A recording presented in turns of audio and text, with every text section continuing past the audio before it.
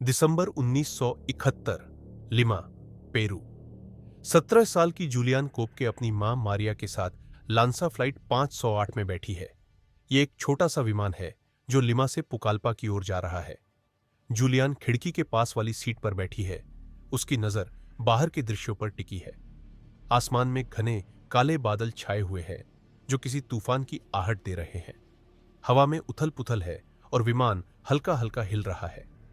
Julian को थोड़ा डर लग रहा है, लेकिन वो अपनी मां की ओर मुड़ती है और पूछती है, मां, ये विमान इतना क्यों हिल रहा है? सब ठीक तो है ना? मारिया, एक अनुभवी जीव विज्ञानी और जूलियन की सबसे करीबी साथी, उसका हाथ थपथपाते हुए मुस्कुराती है। हाँ बेटी, बस थोड़ा तूफान है, चिंता मत कर, पायलट सब संभाल लेंगे। उनकी आवाज में एक शांति है जो जूलियन को थोड़ा सुकून देती है। मारिया और जूलियन का रिश्ता सिर्फ मां बेटी का नहीं, बल्कि दोस्तों जैसा है। दोनों ने सालों तक जंगल और प्रकृति के बीच समय बिताया है, क्योंकि जूलियन के पिता हंस विल्हेम कोपके भी एक प्रसिद्ध जीव विज्ञानी है। जूलियन को जंगल की दुनिया से प्यार है और उसने अपने माता पिता से बहुत कुछ सीखा है, पेड़ पौधों के बारे में, जानवरों के व्यवहार के बारे में और सबसे जरूरी, जीवित रहने की कला के बारे में। लेकिन उस दिन 24 दिसंबर 1971 को जूलियन को नहीं पता था कि उसका जीवन हमेशा के लिए बदलने वाला है। वो अपने पिता से मिलने पुकाल्पा जा रही थी, जहां वो क्रिसमस मनाने वाले थे। विमान में सवार यात्री हंस रहे थे, बातें कर रहे थे और क्रिसमस की छुट्टियों की खुशी हवा में तैर रही थी। जूलियन ने अपनी मां की ओर देखा, जो एक किताब पढ़ने में मग्न थी। उसने सोचा, बस कुछ घंटे और, फिर हम पापा के साथ होंगे। लेकिन तभी एक जोरदार धमाका हुआ। विमान के अंदर चीखें गूंजने लगी। जूलियन ने महसूस किया कि उसकी सीट अपनी जगह से उखड़ रही है। उसका शरीर हवा में लटक रहा था, जैसे कोई उसे आसमान में खींच रहा हो। उसने अपनी मां का हाथ पकड़ने की कोशिश की, लेकिन उसकी उंगलियां सिर्फ हवा को छू सकी। उसकी आंखों के सामने सब कुछ धुंधला हो गया और फिर अंधेरा छा गया। जब जूलियन को होश आया तो वो अमेजन के घने जंगल के बीच जमीन पर पड़ी थी। उसका पूरा शरीर दर्द से चीख रहा था। दायां कंधा टूटा हुआ सा लग रहा था, जैसे कोई भारी हथौड़ा उस पर मार गया हो। उसकी आंखों के सामने धुंध थी और सिर में तेज दर्द हो रहा था। उसने धीरे धीरे अपने शरीर को हिलाने की कोशिश की। उसका दायां हाथ बेकार हो चुका था और पैरों में भी चोटें थीं। उसने अपने चारों तरफ देखा, विशाल पेड़ों की छतरी, घना अंधेरा और कीचड़ भरा फर्श। जंगल की आवाजें, पक्षियों की चहचहाहट, कीड़ों की भनभनाहट और अनजानी चीखें उसे घेर रही थी। वो डरते हुए अपनी मां को पुकारने लगी। मां, मां, तुम कहां हो? उसकी आवाज जंगल में गूंजती थी, लेकिन जवाब में सिर्फ सन्नाटा था। उसका दिल जोर जोर से धड़क रहा था। उसने फिर से पुकारा, मां, कृपया जवाब दो। लेकिन कोई जवाब नहीं आया। जूलियन का गला रूंध गया और उसकी आंखों में आंसू छलक आए। वो समझ गई कि वो बिल्कुल अकेली है। उसने अपनी जेब टटोली। उसमें कुछ कैंडी थी जो उसने विमान में खाने के लिए रखी थी, और एक छोटा सा चाकू जो विमान में खाना काटने के लिए मिला था। ये दो चीजें ही उसकी एकमात्र संपत्ति थी। उसने मन ही मन सोचा, मुझे जिंदा रहना है। मां और पापा ने मुझे जंगल के बारे में इतना कुछ सिखाया है, मैं हार नहीं मानूंगी। पहला दिन सबसे कठिन था। जूलियन ने चलने की कोशिश की, लेकिन हर कदम पर उसका शरीर दर्द से चीख उठता था। उसका दायां कंधा बेकार था और उसे हर बार अपने बाएं हाथ से सहारा लेना पड़ता था। जंगल का रास्ता आसान नहीं था। जमीन पर फैली जड़ें, कीचड़ और कांटेदार पौधे हर कदम पर उसे रोक रहे थे। वो बार बार ठोकर खा रही थी, लेकिन हर बार उठकर आगे बढ़ रही थी। उसे अपने पिता की सलाह याद आई, जंगल में खो जाओ तो हमेशा पानी के बहाव के साथ चलो, वो तुम्हें किसी बस्ती तक ले जाएगा। जूलियन ने चारों तरफ देखा। कुछ दूरी पर उसे एक छोटी सी नदी की आवाज सुनाई दी। वो उस दिशा में चलने लगी। जब वो नदी के किनारे पहुंची तो उसने राहत की सांस ली। पानी साफ था और नदी का बहाव उसे एक दिशा दे रहा था। उसने सोचा, अगर मैं इस नदी के साथ चलूंगी तो शायद कोई गांव मिल जाए। उसने अपनी कैंडी को छोटे छोटे टुकड़ों में बांट लिया ताकि वो ज्यादा दिन चल सके। उसने एक कैंडी मुंह में डाली और उसका स्वाद उसे थोड़ा सुकून दे गया। रात होने लगी थी। जंगल में अंधेरा और गहरा हो गया।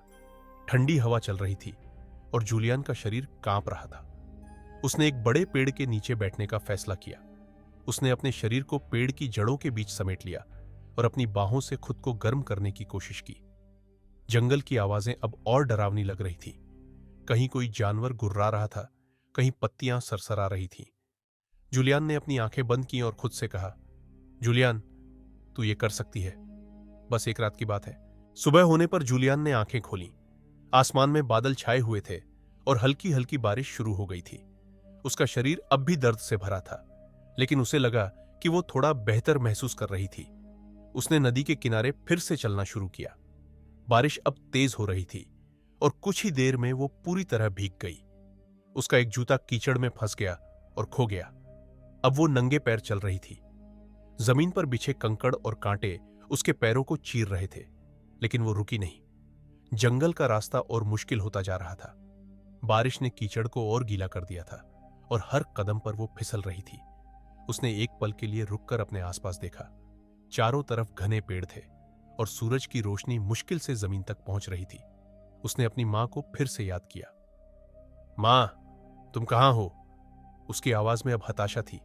वो एक पेड़ के सहारे बैठ गई और रोने लगी। मुझे ये सब अकेले कैसे करना पड़ेगा? मैं इतनी कमजोर हूं। लेकिन फिर उसने अपने आंसू पूंछे।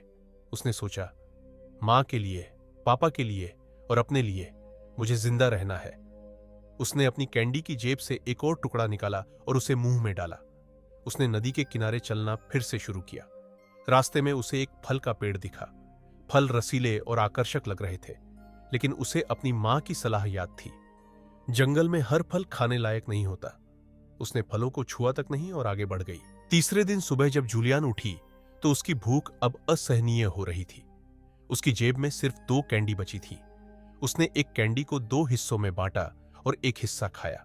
उसने सोचा, मुझे और खाना ढूंढना होगा, वरना मैं और ज्यादा कमजोर हो जाऊंगी। उसने नदी में मछलियां देखीं जो पानी की सतह पर तैर रही थी। उसने अपने छोटे चाकू से मछली पकड़ने की कोशिश की, लेकिन उसका दायां कंधा इतना दर्द कर रहा था कि वो चाकू को ठीक से पकड़ भी नहीं पा रही थी। उसने हताश होकर चाकू जमीन पर फेंक दिया और रोने लगी। क्या मैं यहीं मर जाऊंगी? तभी उसे अपने पिता की एक और सलाह याद आई।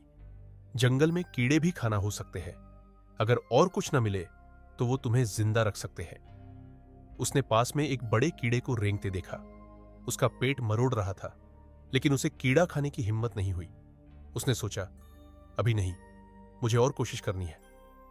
वो फिर से नदी के किनारे चलने लगी। उसका शरीर अब कमजोर हो रहा था और हर कदम भारी लग रहा था। उसने अपने दिमाग को व्यस्त रखने के लिए अपनी मां और पिता की यादें ताजा की। उसे याद आया कि कैसे वो अपने माता पिता के साथ जंगल में घूमने जाती थी। वो उसे जंगल के पौधों के बारे में बताते थे कि कौन से पौधे जहरीले हैं और कौन से खाने लायक। उसने सोचा, अगर मैंने उनकी बातें ध्यान से सुनी होती तो शायद मुझे अब कुछ खाने को मिल जाता। रात को उसने फिर से एक पेड़ के नीचे शरण ली। उसका शरीर अब और कमजोर हो रहा था। उसने अपनी आंखें बंद की और अपनी मां के चेहरे को याद किया। मां, मैं तुम्हें ढूंढूंगी, मैं वादा करती हूं। चौथे दिन जूलियन की हालत और खराब हो गई। उसकी चोटों में अब कीड़े पड़ने लगे थे। उसका दायां कंधा सूज गया था और त्वचा पर गहरे घाव बन गए थे। उसने नदी के पानी से अपने घाव धोने की कोशिश की, लेकिन दर्द इतना तेज था कि वो कराह उठी। उसने सोचा, अगर ये घाव और खराब हुए तो मैं शायद ज्यादा दिन नहीं टिक पाऊंगी। वो फिर भी नदी के किनारे चलती रही। उसने अपने दिमाग को यह समझाने की कोशिश की कि वो अभी भी मजबूत है, लेकिन उसका शरीर अब जवाब दे रहा था। वो बार बार ठोकर खा रही थी और कई बार उसे लगता था कि वो अब और नहीं चल पाएगी। तभी उसे दूर कुछ चमकता हुआ दिखा। वो पास गई और देखा कि वो विमान का एक छोटा सा मलबा था। उसका दिल जोर से धड़कने लगा। वो धीरे धीरे मलबे के पास पहुंची। वहां कुछ यात्रियों के शव पड़े थे, जिन्हें देखकर उसका दिल डर से कांप उठा। उसने अपनी मां को ढूंढने की कोशिश की, लेकिन वो वहां नहीं थी। उसने मलबे में कुछ सामान देखा। वहां उसे एक पानी की बोतल मिली, जिसमें थोड़ा सा पानी बचा था। उसने बोतल को कांपते हाथों से उठाया और पानी पिया। पानी का स्वाद उसे अमृत जैसा लगा। उसने सोचा, ये मुझे कुछ दिन और जिंदा रखेगा। उसने मलबे में और कुछ ढूंढने की कोशिश की, लेकिन उसे कुछ और नहीं मिला। वो फिर से नदी के किनारे चलने लगी, लेकिन इस बार उसके मन में एक छोटी सी उम्मीद जागी थी। अगर मुझे ये बोतल मिल सकती है तो शायद मुझे और मदद मिलेगी। छठे दिन जूलियन की हालत और खराब हो गई। उसकी भूख अब असहनीय थी। उसकी आखिरी कैंडी खत्म हो चुकी थी और पानी की बोतल में भी बस कुछ घूंट बचे थे। उसका शरीर कमजोर हो रहा था और उसे हर कदम पर चक्कर आ रहे थे। वो नदी के किनारे चलते चलते गिर पड़ी। उसने रोते हुए कहा, मैं और नहीं कर सकती, मैं थक गई हूं। लेकिन तभी उसे अपने पिता की आवाज याद आई। जूलियन, तुझमें ताकत है, हार मत मान। उसने अपनी आंखें बंद की और गहरी सांस ली। उसने सोचा, अगर मैं यहां रुक गई तो मैं मर जाऊंगी, मुझे चलना होगा। वो धीरे धीरे उठी और फिर से चलने लगी। रास्ते में उसे एक जानवर दिखा, शायद एक जंगली सुअर। वो डर गई, लेकिन जानवर उसे देखकर भाग गया। जूलियन ने सोचा, जब ये जानवर यहां जिंदा रह सकते हैं तो मैं क्यों नहीं। 7वें दिन जूलियन को दूर एक छोटी सी झोपड़ी दिखी। उसका दिल जोश से भर गया। वो सारी ताकत जुटाकर झोपड़ी की ओर दौड़ी। लेकिन जब वो वहां पहुंची तो झोपड़ी खाली थी। उसका दिल फिर से टूट गया। उसने झोपड़ी के अंदर देखा। वहां कुछ पुराने कपड़े और एक टूटी हुई मछली पकड़ने की जाल थी। उसने जाल को उठाया और नदी में मछली पकड़ने की कोशिश की, लेकिन उसका दायां कंधा इतना दर्द कर रहा था कि वो जाल को ठीक से पकड़ भी नहीं पाई। वो हताश होकर झोपड़ी के बाहर बैठ गई। उसने सोचा, मुझे खाना चाहिए, वरना मैं मर जाऊंगी। उसने फिर से नदी के किनारे चलना शुरू किया। उसका शरीर अब जवाब दे रहा था, लेकिन उसका मन अभी भी हार मानने को तैयार नहीं था। 8वें दिन जूलियन की ताकत लगभग खत्म हो चुकी थी। वो धीरे धीरे नदी के किनारे चल रही थी। उसका शरीर कमजोर था और उसे हर कदम पर चक्कर आ रहे थे। तभी उसे दूर एक छोटा सा गांव दिखा। उसने सारी ताकत जुटाकर चिल्लाया, कोई है, मुझे बचाओ। लेकिन कोई जवाब नहीं आया। वो निराश होकर नदी के किनारे बैठ गई। तभी उसे एक नाव की आवाज सुनाई दी। उसने अपनी आंखें उठाकर देखा।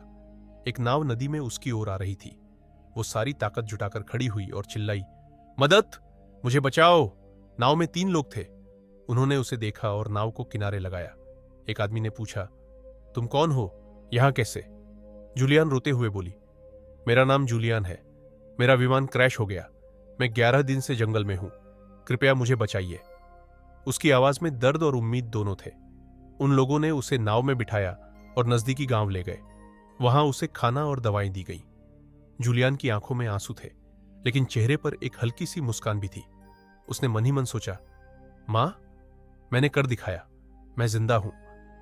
गांव वालों ने जूलियन को अस्पताल पहुंचाया, जहां उसका इलाज शुरू हुआ। उसकी चोटें गंभीर थीं, लेकिन उसकी हिम्मत ने उसे जिंदा रखा था। अस्पताल में उसने अपनी कहानी सुनाई, जो पूरी दुनिया में फैल गई। लोग उसकी जीवटता से हैरान थे। जूलियन ने अपनी मां और बाकी यात्रियों के लिए प्रार्थना की, लेकिन उसे बाद में पता चला कि वो इस दुर्घटना की एकमात्र जीवित बची थी। सालों बाद भी जूलियन उन जंगल की यादों के साथ जीती है। वो कहती है, मैंने मौत को करीब से देखा, लेकिन मैंने जिंदगी चुनी। जंगल ने मुझे सिखाया कि इंसान कितना मजबूत हो सकता है। अब मैं हर दिन को ऐसे जीती हूं जैसे वो मेरा आखिरी दिन हो। अगर आपको ये वीडियो पसंद आई हो तो वीडियो को लाइक करना और चैनल को सब्सक्राइब करना। मिलते हैं बहुत जल्द एक और ऐसी ही माइंड ब्लोइंग स्टोरी के साथ।